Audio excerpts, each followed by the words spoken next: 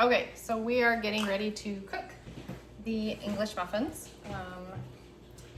We already started with some of them, which is a good thing because I figured out some things that I'd forgotten. So sorry if I started without you.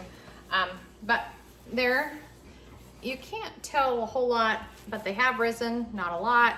That's okay. They'll rise some more when we cook them. So, but just so you can see what they look like, they have a little bit of spring back in them, and so they're ready to go. So I have a hot pan here. We're gonna use, it's best to do one with a lid because you're gonna steam it a little bit. So a non-stick pan is best because we're not gonna grease it or flour it or anything. And we're just gonna put it down here. And you don't want to get too many in here at the same time. You don't want to cook it on too high of heat. Oh, we should have put more cornmeal on that. Should have put more cornmeal on the cookie sheet. That's all right. So I think we can get 4 on here, and then we'll do 2 batches. That'll be good. So you just stick them down here like this, and we're gonna stick the lid on it. And we're gonna let them cook for about 4 to 5 minutes. And like I said, the reason for the lid is to let it steam so that the inside cooks. You want it to cook all the way through, but you don't want it to get tough, and you don't want the bottoms to get burnt. So it's a real kind of delicate balance. I have my gas grill. This is not the largest burner. It's the 3rd largest, so out of 4. And it's just over medium heat, so medium to medium high. You might just have to play with it depending on your stove. And you let those cook, and you can already kind of see that they're rising a little bit, but that will help them rise and steam, and they're actually just better that way. So we tried it on a griddle a little bit ago, and the griddle worked just fine.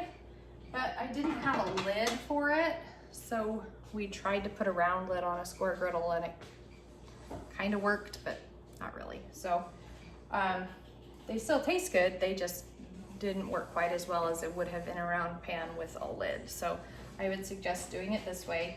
Wait a couple minutes, and then we'll flip them over.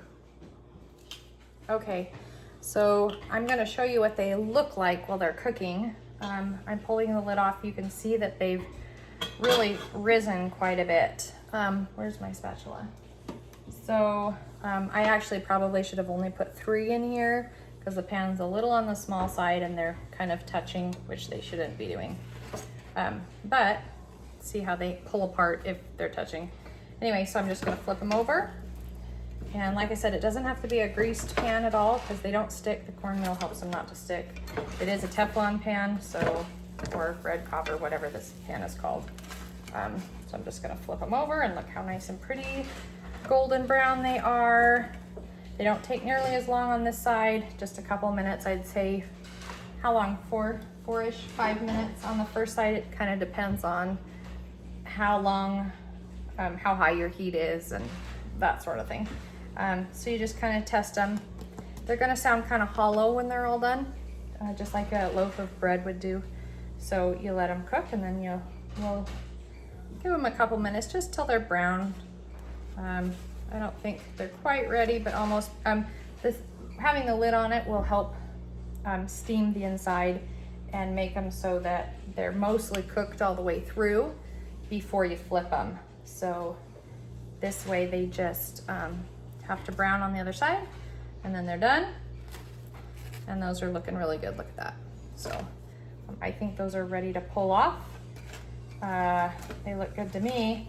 One thing, you should wait until they're cooled off before you cut into them, no matter how tempting it might be to cut into them when they're hot, just because you're going to squish all the bubbles and it will be slightly doughy on the inside until they're cooled.